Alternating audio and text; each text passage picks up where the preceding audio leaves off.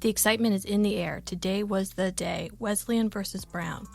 It is an especially chilly day, this 17th day of October in 1914. Wesleyan was down by 7 as Cy Clark ran out onto the field. The quarterback yells hike, and Cy readies himself to catch the ball as his quarterback meets eyes with him. All of a sudden, a look of panic washed over the quarterback's face, and then everything went black. When Cy came to a few hours later, he realized that his days of playing football were over. Welcome to SKB. I'm your host, Caroline, a university biology professor and true crime junkie. Thanks for joining me on my quest to understand evil. This is the story of Cannibal Brothers. The Clark family was seemingly troubled from their beginning. Let's go back a few years to meet some folks from that lost generation, or individuals who came of age during World War I. Many of the men in this generation died in the war, so it was an unfilled generation coming of age during instability. Head injuries, generational mental illness, the spoils of war, what else could contribute to the creation of two monsters in one family? Let's see if we can figure it out. Silas Skidmore Clark was born October 27, 1893. Not much is known about his childhood or about his close ancestors, although Silas could trace his ancestry back to the Mayflower. Silas attended Wesleyan University of Middleton, Connecticut, and he played football in 1914. He suffered a concussion while he was playing football, and this ended his ability to play football anymore. Early football was a lot more dangerous than it is today. It seemed like the early days of football were a lot more similar to rugby. They wore leather helmets and really not much padding at all. Cy's concussion was so bad that he couldn't play football anymore. Well, what does that tell us? Well, that tells us that Cy would have been a good candidate for chronic traumatic encephalopathy, which CTE is the football player's brain injury. Actually, it was first described, in the early 1920s as punch drunk disorder, and it was first described in boxers. But CTE comes from repetitive head trauma, so it doesn't have to be many full-on concussions. It can be, when you're playing any kind of contact sport, your head gets hit a lot. And even if it doesn't knock you out, your brain is still sloshing around in the skull, in the cranium. And so it's like bouncing off the front of the skull, bouncing off the back of the skull, the sides of the skulls. And there's a lot more movement in the brain than you would think. So all of these constant micro concussions, you could call them, those will lead to some pretty severe problems, or could lead to some pretty severe problems much later. There was a study done by Boston University, and they looked at something like 260 something former football players. And the only way they can diagnose CTE is after somebody dies. They can do it during autopsy. They can look at the brain and determine whether or not the person had CTE, because the way CTE manifests itself in damage in the brain, it's in a particular pattern. But before I get into what that damage looks like, CTE, so say you start playing football at age 5.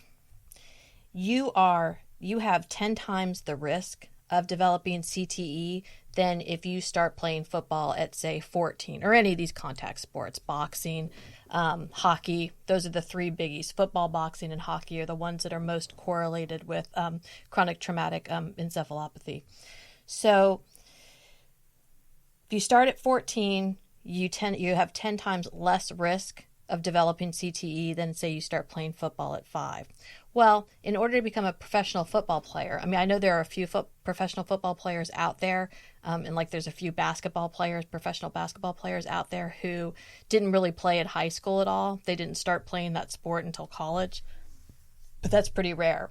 So in order to make it into professional football, the amount of time one must put into developing their athleticism to become good enough.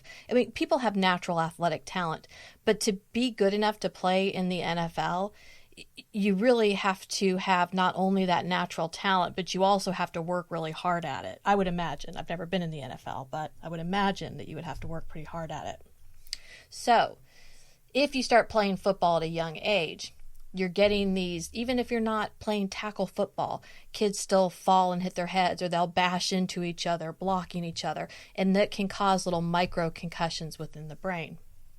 Well, over time, what happens is starts to cause damage to your neurons of your brain. So take take a couple of raw eggs and put them inside a glass jar and just shake them. See how long it takes them to break, right? Because they are very delicate. Don't do hard-boiled eggs, but do raw eggs, still in the shell. But find something hard to put them in. Put some water in there and then shake them and see what happens. When you shake them really hard, they'll break apart quickly. When you shake them slow and not quite as hard, they still break apart. It just takes longer. All right, so here's what happens. Your nervous system is made up of these structures called neurons. And neurons are microscopic. They're a specialized kind of tissue that transmits electrical signals, right? And when I say electrical signals, when I say electricity or electrical signals, I'm referring to the ions that help establish electrical gradients within cells. So ions are things like sodium, potassium, chloride, calcium. Those are ions. So neurons have a cell body, and then there are these dendrites, or they're like branches that look like they're branching off of the neuron, but they're actually coming towards the neuron. But these dendrites they're receiving information from the external environment. And when I say external environment, I mean outside of the neuron, not outside of the body necessarily. And so they're bringing in this external information. It comes into the neuron. The neuron sort of reads it and then sends a signal down, something called an axon. You could equate the neuron and the axon to an electrical outlet. The neuron is the electricity inside that outlet, and that's about as much as I know about electricity, so I won't go too far into it there. But the neuron is that the electrical generating thing that's behind the outlet. Then the axon is the cord that's taking the signal from that electric box or whatever. It's taking that signal to whatever it is that you're trying to power. Okay, so that cord, the electrical cord, the electric cord, that you could use that as an analogy for what an axon looks like and what it does, right? But axons are tiny, tiny, tiny, microscopic. They're smaller than human hair. Even the axons are thinner, I should say, than human hair. So in CTE, what happens? Well, so the structure of the axon, it's all nerve tissue, and it forms a particular pattern. And in order for that pattern to stay where it is, it needs to have little stabilizing proteins kind of scattered throughout of it, sort of like a template or a scaffolding. So these stabilizing proteins, they help to provide structure and support to the axon. Those proteins are called tau proteins, TAU. As a neuron becomes damaged and starts to almost die off, the tau proteins will start to break apart from the axon. And when that happens, the tau proteins are able to then find one another, and they'll start to form these clumps. So the formation of the clumps and the pattern in which these clumps are formed, that is how CTE is diagnosed after death or posthumously. Early symptoms of CTE that usually appear sometime when a patient is in late 20s, early 30s. The symptoms of CTE are things like problems with impulse control, aggression, depression, paranoia, all those things that you hear about when one of these athletes loses his mind and kills himself or kills his whole family and then himself. There's this aggression and this inability to control impulses.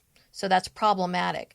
Along with that comes confusion, impaired judgment, and eventually progressive dementia will happen. Now, the majority of people who are diagnosed with CTE after death, the majority of those people weren't necessarily violent or particularly aggressive. And the last time I checked, the worst case of CTE that they have seen was in Aaron Hernandez. He was, God, how old was he when he died? 25, 26. And he had CTE worse than any case they had seen in men, 2.5, 3 times his age. We can't know for sure if Cy Clark had CTE or any other kind of brain trauma due to playing contact sports for, the majority of his life. We'll never know that for sure. But we can see it in some of the later behaviors that he exhibits.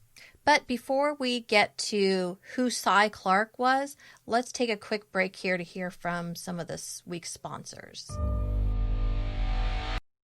Cy's father, Frederick, was a lawyer with firms in Mount Vernon and White Plains, New York. Frederick had run for mayor of Mount Vernon, but he lost. So the idea always was that Cy would become a lawyer as well. Once he graduated from Wesleyan University of Middleton, Connecticut, he started law school at NYU in 1915. However, in 1916, he dropped out of law school temporarily to join the Army's 7th Regiment in order to fight in the Mexican Border War. Cy's military hero was General Blackjack Pershing. He's the one that captured Geronimo. Pershing was ordered on December 20th of 1913 to take command of the 8th Brigade at Presidio, which is an Army base, or it was an Army base in San Francisco. In 1915, Pershing's wife and his 3 daughters, ages 3, 7, and 8, they died during a fire at the Presidio while he was at Fort Bliss. So in 1916, he volunteered to lead a group down into Mexico to find Pancho Villa.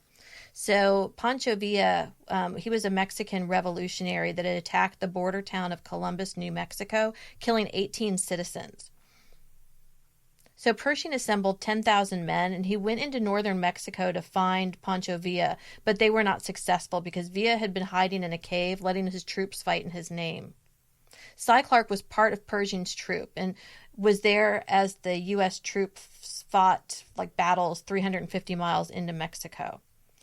Once he was done fighting with General Pershing, he returned to New York in 1917, and he finished law school. So one would think he would become a lawyer. However, he decided that he wanted to join the fighting in World War I just a few days after he graduated from law school. Cy was part of an attack to halt the Germans' offense. He did a lot of hand-to-hand and bayonet battle, and this kind of battle changed the course of World War I for some reason. I believe a bayonet is a rifle with a knife on the end of it. So if you can imagine the kind of combat where you're stabbing and shooting and fighting with your fists, that sort of hand-to-hand combat must be terrifying. Cy was on the front lines in France, fighting in Flanders in Saint-Mihiel. I can't pronounce words, so please excuse me. And during the Saint-Mihiel D-Day, they came up with the term D-Day, Day of Combat Initiation, and HH, specific time. Those were first used during these battles. After World War I ended in 1918, Silas went home, and it was here he met a woman named Edith Helene Haddon. She was a direct descendant of John Alvord, who was a Revolutionary War hero. When she met Cy, she was a professional dancer with the Caliph School of Dance in New York. She was a featured dancer at Carnegie Hall from 1916 to 1918. Eventually, she opened a children's dance studio in her parents' house in Scarsdale, New York. She was reportedly over 6 feet tall, and Cy was tall as well. I don't know exactly how tall he was, but I know he was over 6 feet tall. He knew right away that he was in love with her and that he needed to marry her. So it wasn't very far into their courtship that he proposed to her, and they married in 1919. Cy finally began to practice law in 1920. He spent 2 years with the New York Title Insurance Company. He clerked for the New York Supreme Court Justice Frederick Close, and then he joined his father's practice in 1923. So he got a little experience, and then he came back to hang with his dad. Cy and Edith would have 3 children that were born in the 1920s. The oldest was Raymond Shelton Clark. Next was Theodore Wiles Clark. And the last was Haddon Clark, who had no middle name. But this Haddon Clark was born in 1929. In 1941, World War II began, and Cy wanted his boys to go to war. Raymond and Theodore, they joined the Army Air Force, both as pilots. They were both very intelligent, kind of real athletic, gung-ho sort of guys. In 1946, Silas was elected mayor of White Plains, New York, which must have made his father quite proud of him. He brought the first Macy's to town, so he did something really good, because Macy's is awesome, right? He eradicated many of the city's slums, helping to better the city's reputation. And Edith loved being First Lady, and she hosted meetings of the Daughters of the American Revolution. It's a service organization that's lineage-based. Women must be descendants of the U.S. effort towards independence. The couple retired early in 1950. Cy was just 57. They bought a house and property in Wellfleet, Massachusetts, and moved there. But what I couldn't figure out is, why would he only serve as mayor for 4 years? And why would he leave his law practice at just 57? He must have done really well, or they must have had a lot of money in order for him to be able to do that. Before I move on to the elder Haddon and what went on in his life, let's take just another quick break to hear from the show sponsors. Haddon Clark was born in 1929, the youngest of 3 boys to Silas and Edith Clark. When Haddon was just 16 years old, his father helped him lie to get into the war, and he was shipped to Shanghai, China. So obviously this is World War II. Haddon stayed in Asia for a while after the war ended in 1946. But why would he stay in Asia after the war? It seems a little bit strange. Well, once he finally came back from the war, he met his future wife, Flavia Ann Scranton, who was born in 1930. She was from a long line of statesmen, and she received an upper-crust private school education, followed by college at Wells College. Haddon decided to serve during the Korean War, leaving his wife, Flavia, and son, Bradfield, behind. Remember Bradfield from the first episode? Bradfield was born October 1950. So he left Flavia and his son Bradfield behind while he went off to Korea to fight in the Korean War.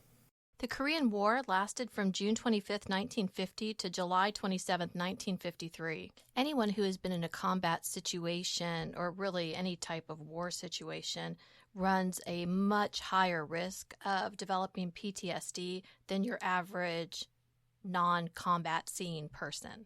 In a 2018 article, the authors talk about PTSD in Korean War vets, and they did a survey of a couple hundred Korean War vets, and of those that were assessed, 74% of those vets that were seeking treatment presented with PTSD symptoms.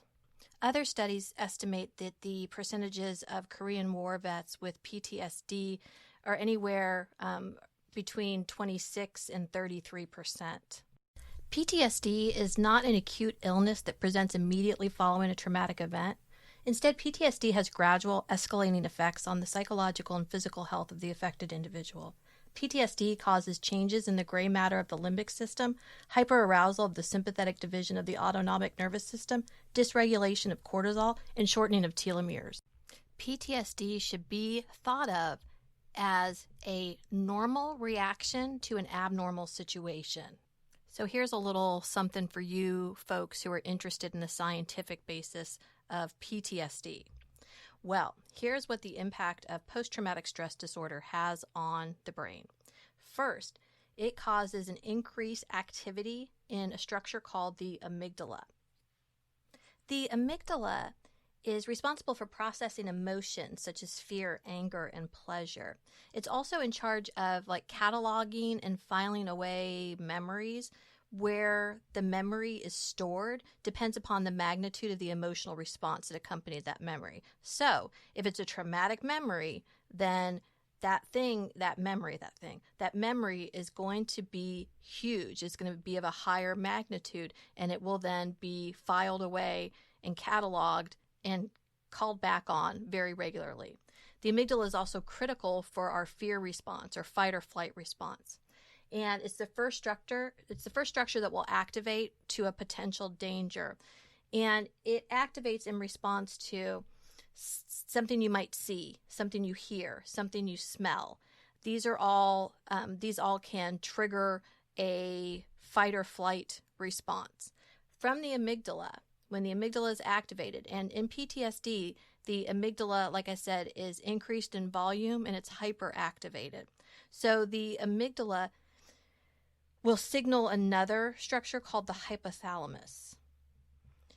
What's interesting, just kind of as a side note, is that the amygdala is linked to aggression, and it's also larger in males in general.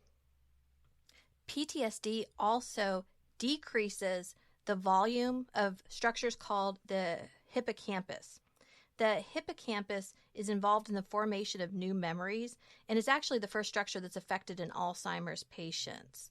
These structures are also involved in different types of mental illnesses. The hippocampus, and as part of the temporal lobe, is involved in different types of mental illness, and it shrinks in patients with severe depression and in schizophrenics. Interestingly, the hippocampus is directly affected by estrogen. Not to be confused with the hippocampus is the hypothalamus. And the hypothalamus is kind of that bigwig among your endocrine organs. It's located sort of above and right behind where your optic nerves cross. It can be considered the boss of the endocrine system. And along with these duties of being a boss, the hypothalamus is also heavily involved in fear, rage, and in the autonomic responses to fear and rage. The hypothalamus is also responsible for male sexual behavior. All right, but what really is a fight or flight response? Fight or flight means that the sympathetic nervous system is engaged. And the sympathetic nervous system is engaged based upon, so the amygdala will respond to fear, and it will send a signal to the hypothalamus indicating that there's some sort of stressor that you need to watch out for. And the hypothalamus then will trigger or turn on sympathetic nerves. Those sympathetic nerves then release a hormone called norepinephrine. And norepinephrine, along with epinephrine, are our body's sort of natural adrenalines. Norepinephrine targets the heart, and it increases the rate of the heart contraction, how quickly the heart contracts, and it also will increase the force of contraction. So as you go into a sympathetic state, your heart rate gets stronger and faster, right, till it feels like it's beating out of your chest. Norepinephrine also increases blood flow to your muscles, so that way you can get the hell out of Dodge if you need to, or you can stay and fight. It increases your cognitive ability and your muscle strength. At the same time this is happening, sympathetic nerves also go to the adrenal gland. And adrenal, what do you think adrenal stands for? Adrenaline, right? So the adrenal gland, along with some other hormones, it makes epinephrine, and then in smaller amounts, norepinephrine. So when those sympathetic nerves activate this area of the adrenal glands, they cause copious amounts of epinephrine and norepinephrine to dump into the bloodstream. And so norepinephrine and epinephrine are simply going to continue increasing that fight or flight response. So as a result of post-traumatic stress disorder, you can anticipate the following sorts of things. There's an increase in activity in the amygdala, an increase in volume in the amygdala, or the amygdala, there are two of them. This hyperactivity of the amygdala means that you stay in a hyper state, like a hyper-stimulated state, just waiting for the next thing, the next shoe to drop, the next bomb to go off, the next whatever it is that caused the trauma. Now, what happens is sounds, sights, smells that were not specifically present during the trauma or had nothing to do with the trauma can still trigger that PTSD response.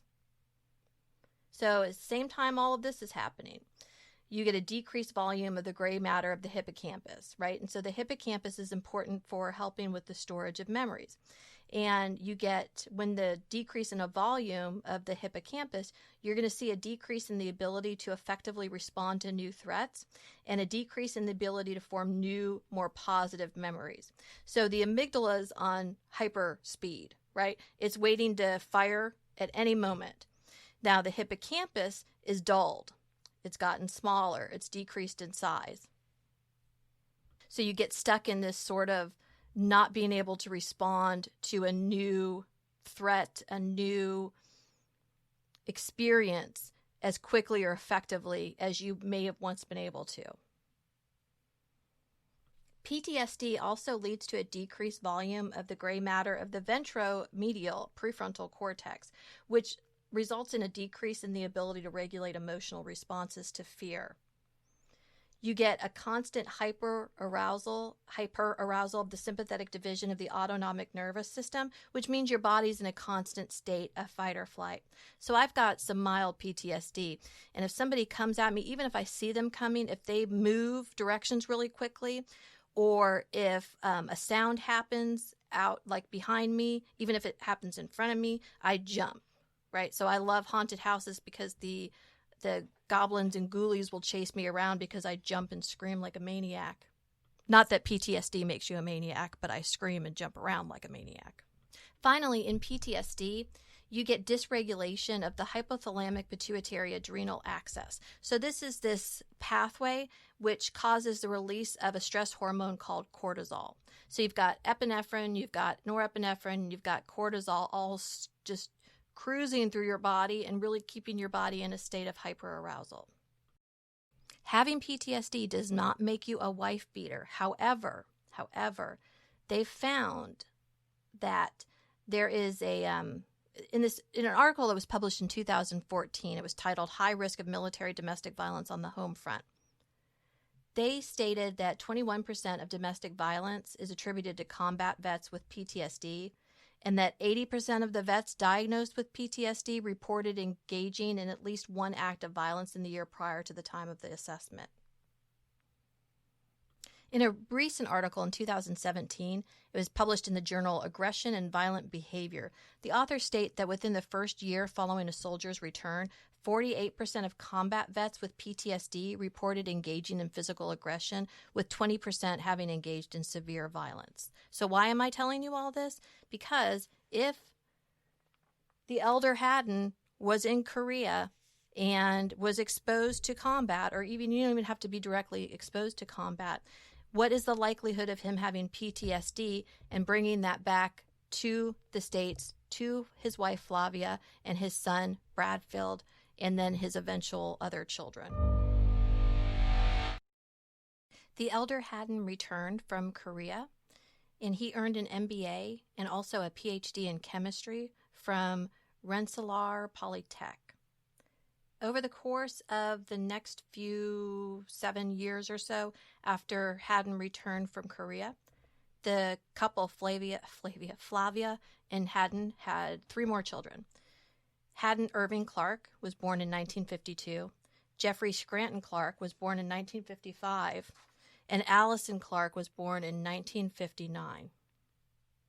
Haddon, the elder Haddon, had a difficult time staying in one job, so the family moved at least a couple times a year, which, as we talked about with Bradfield, that moving a child so much during their adolescence in school can really have a negative impact on their psychological development and well-being.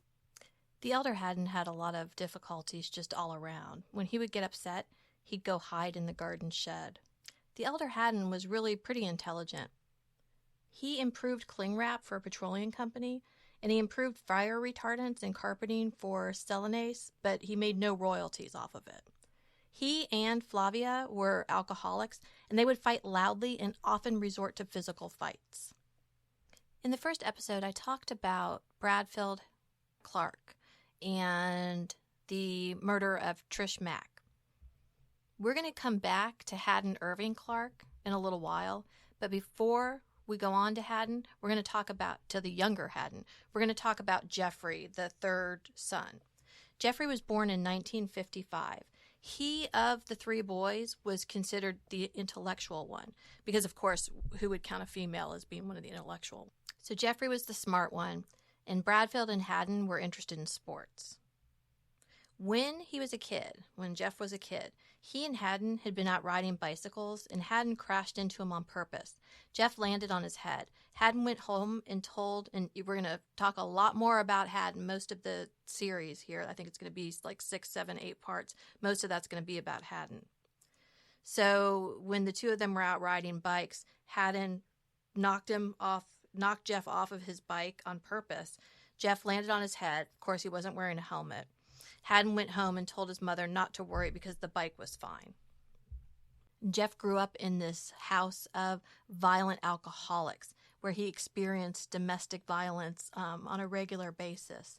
And then he had a head injury that probably did not get any treatment. So we can guess what kind of fellow Jeff turned out to be. Jeff married his first wife, Marcia Kay, in 1975 after they both dropped out of college. Jeff went back and finished his degree in microbiology in 1977 from Ohio State University in Columbus, and then he got a job with the FDA, with the Food and Drug Administration, in medical devices in Bethesda, Maryland. He and his wife, Marcia, quickly began a family. They had 3 children born just 4 years apart. The eldest was John Scott, born in April of 1978. Next, Jacob Stewart, born in August of 1979. And finally, Eliza Rose, who was born in January of 1981. After 7 years of marriage, Jeff and Marcia separated, and the kids stayed with Jeff in the house because he would not let them leave with their mother. Jeff said he would not pay child support if she tried to take them away from him. There were multiple accounts of alleged child abuse at the hands of Jeff. When John was 5, Jeff allowed him to tape pictures of nearly naked women up on the refrigerator. John would throw things, he'd hit his siblings, he'd sometimes talk by making animal noises. By age 10, John was suicidal and had behavioral issues. Jeff refused to take him one summer because of his issues. So he didn't want to pay child support, he didn't want Marcia to have the children, but he didn't want John because John was a problem. At one point, Jeff beat Marcia so badly that he was arrested and given a 24-month suspended sentence during which he was to stay away from Marcia. But 2 months after his probation ended, he beat her up again. Jeff had physically and sexually abused all 3 children.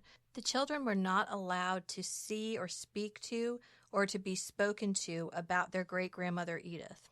No idea why.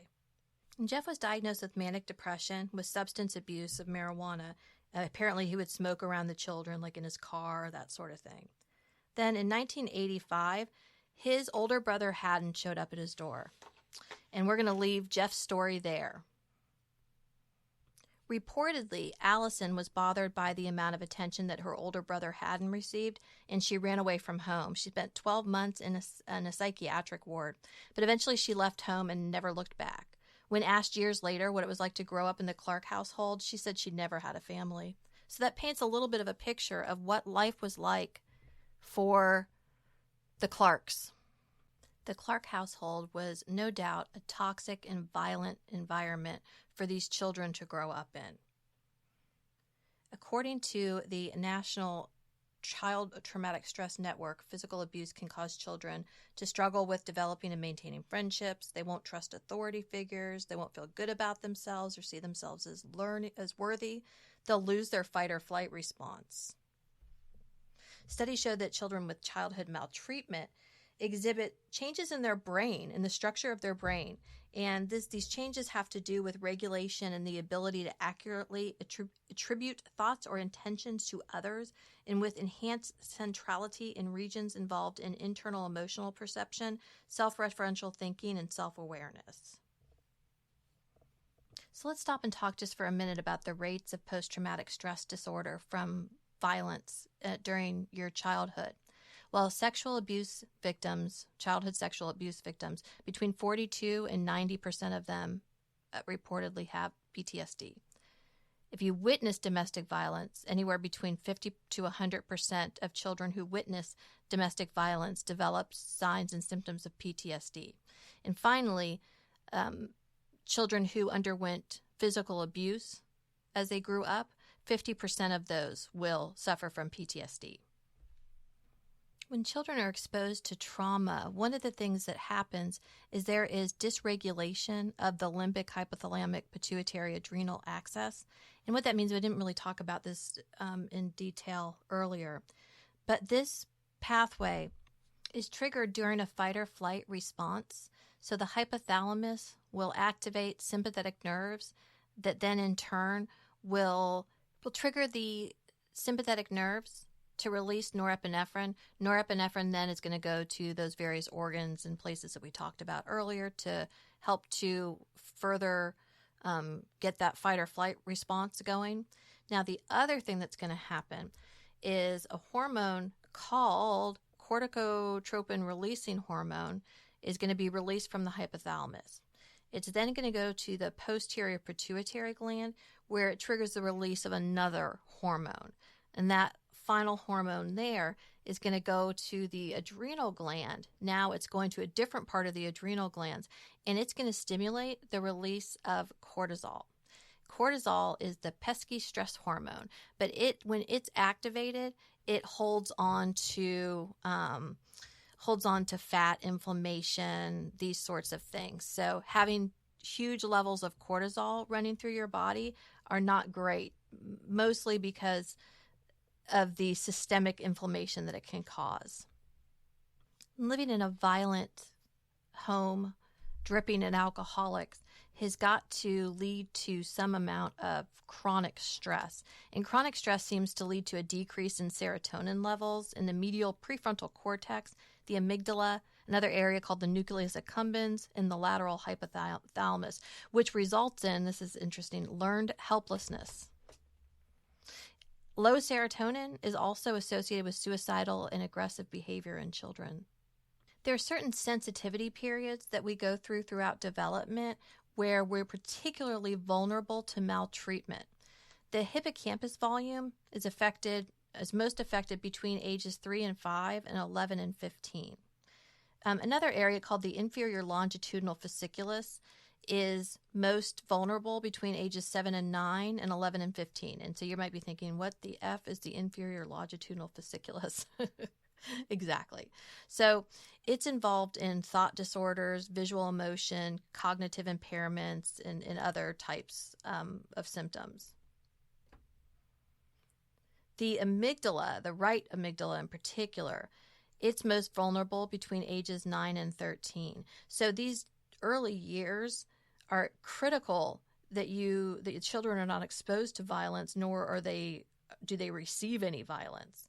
Finally, the prefrontal cortex, the gray matter in the prefrontal cortex, is always vulnerable, but is particularly at high risk from ages 13 to 18. The prefrontal cortex is important in inhibiting impulses, and it allows us to exhibit proper social behavior. So not watching your brother fall off onto his head and going back home and telling your mother that the bicycle was okay. Exposure to violence has led to decreased volume, or is associated with a decreased volume in gray matter of the prefrontal cortex. And what the prefrontal cortex does is it's important in helping to inhibit inappropriate impulses. It helps us to exhibit proper social behavior. And part of that, a smaller part of that prefrontal cortex, is involved in understanding changes in the value of a reward. So with the reward, if there's damage to this orbital frontal cortex, you'll get an increase in risky behavior with the absence of anxiety around the behavior. So you'll do stupid things and not worry about what might happen as a result. Now, an even smaller part of this prefrontal cortex, called the medial prefrontal cortex, this is where the extinction of the fear response happens. And a little tidbit that might be important is that somatic markers, and these are feelings in the body that you associate with emotion, like rapid heart rate and anxiety, nausea with disgust. These are processed in the ventromedial prefrontal cortex and amygdala. And if you want to see where those things are, go to my website, skbpod.com, and I've got a brain blog on there, which I've got pictures of brains and stuff circled and labeled, and I have explanation of what all the different parts of the brain do. So that's all there if you're interested in reading more about it or seeing what it is I'm talking about. So the somatic markers are processed in this area of the brain. And the hypothesis, the somatic marker hypothesis, is that emotional processes guide our behavior and decision making, which makes sense. And childhood maltreatment is associated with something called it's like a decreased centrality, which is connectedness or importance in regions involved in emotional regulation. So what this ends up this ends up looking like is someone who does not have the ability to accurately attribute thoughts or intentions to other people. However, there will be enhanced centrality in regions that are involved in internal emotional perception, self-referential thinking, and self-awareness. Maltreatment is also associated with increased centrality, which just means increased connectedness between the different areas. Increased centrality in areas involved with self-awareness. These are the precuneus and the anterior insula. And again, if you want to see where these structures are, there you can find them on the website. So the precuneus is a major component of something called the default mode network, and it's involved in self-referential thinking. So this is the tendency to look at something that's really innocuous and think that it has some kind of specific meaning for the self, and it's associated with personality traits and disorders. Also, self-centered mental imagery. Often it's associated with somebody like damage to the precuneus is associated with narcissistic personality. The anterior insula contains an interoceptive representation that provides the basis for all subjective feelings in the body, and it's often activated in conjunction with another area of the brain. And together they form as kind of this in-between between the limbic system and sensory and motor cortexes. And it somehow links them together, and it puts feelings to motivation. So it connects feelings and motivations to one another. And many have argued that the anterior insula provides a critical substrate for self-awareness. So this is where self-awareness is rooted. When children are exposed to domestic violence, there's some things that you can expect or you shouldn't be surprised if you see, because children learn destructive lessons about the use of violence and power in relationships. So short-term effects of viewing domestic violence: birth to age 5, increased aggression, sleeping, eating disruptions, intense anxiety and fear. Age 6 to 11, nightmares, aggression, difficulty with peer groups, peer relationships, difficulty with concentration and task completion, withdrawal and or emotional numbing. Age 12 to 18, you'll start to see antisocial behavior, school failure, impulsive, reckless behavior, substance abuse, running away, violent or abusive dating relationships, depression, anxiety, withdrawal. Well, I think that's just about enough talk about abuse for one episode. So join me next time as I introduce you to Haddon Irving Clark. This has been SKB, Dissecting Serial Killer Brains. I'm your host, Caroline, University Biology professor and true crime junkie. Follow me on most of your social media platforms at SKBpod. Check out my website at www.skbpod.com. And until next time, thanks for joining me on my inquiry into evil.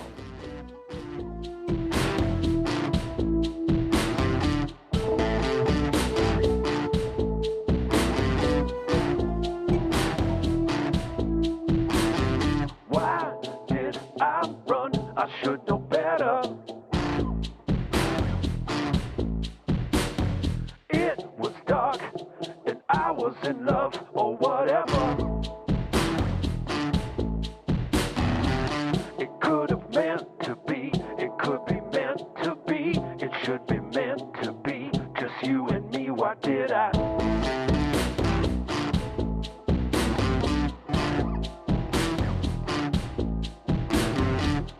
Why did I wait so long? Time has passed and gone.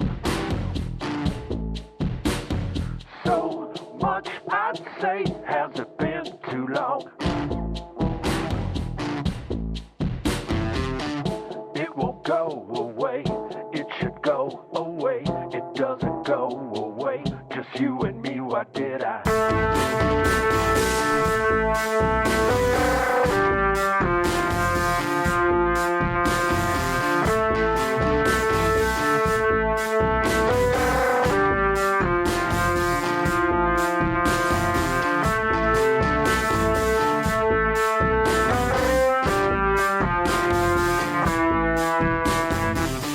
Why did I call? Didn't think of what it would do.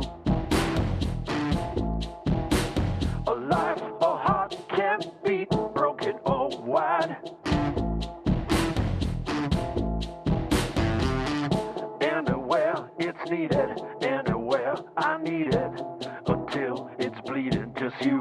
Why did I?